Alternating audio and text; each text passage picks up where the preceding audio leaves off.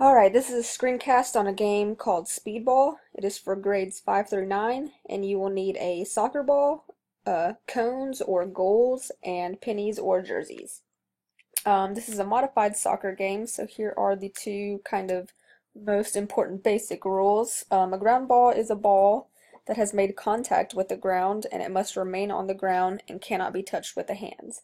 A fly ball or an air ball is a ball that has been volleyed up by a teammate or even to yourself by kicking it and catching it in the air, and now it can be touched with the hands. But they have different point values if you score with a ground ball versus an air ball. And since that this is a soccer game and we're trying to learn soccer skills, if you score a goal by kicking it, it's worth 2 points, while throwing it in a goal is worth only 1 point.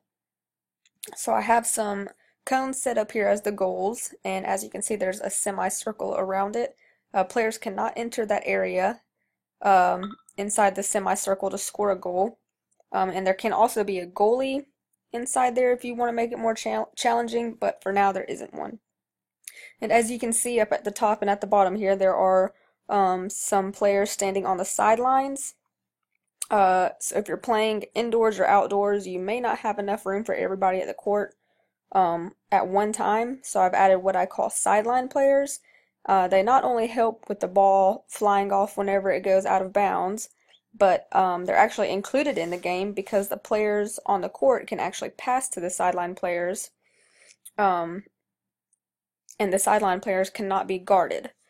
So the sideline players are there, they can help score, or they can even pass it back to their teammates unguarded, but they cannot move from their spots. So they'll kind of be scattered along the sideline there just to help their team out. And of course, the sideline players would be rotated, so they got a turn to be in the game. And everybody got a turn to be a sideline player. So every few minutes or just every couple of scores, however you want to do it, they would just be rotated out. A couple extra rules are that one player cannot hold the ball for more than a few seconds. Usually it's about 3 seconds.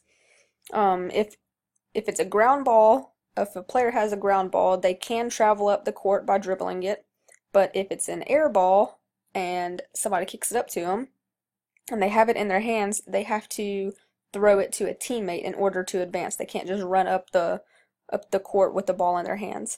And they are going to be guarded, so the other team can steal the ball if they're dribbling it up the court. But since we're trying to work on skills versus just scoring, I have added the rule that if a player has a ground ball and they're dribbling up the court, if they come to a stop by trapping the ball under the foot, the defender can't come over there and kick the ball out from under them. But they still only have 3 seconds to either pass or to try to score. The game could be easily modified for any other skills that you would be learning throughout the year, like basketball or football. Obviously, for basketball and football, you wouldn't use a soccer ball, you'd use a basketball or a football. And then in basketball, you could actually use the basketball goals as the goal that they're trying to score on, and have certain distances away be worth certain certain points. And then in football, you could have a end zone where they would have to throw it to a teammate in order to score.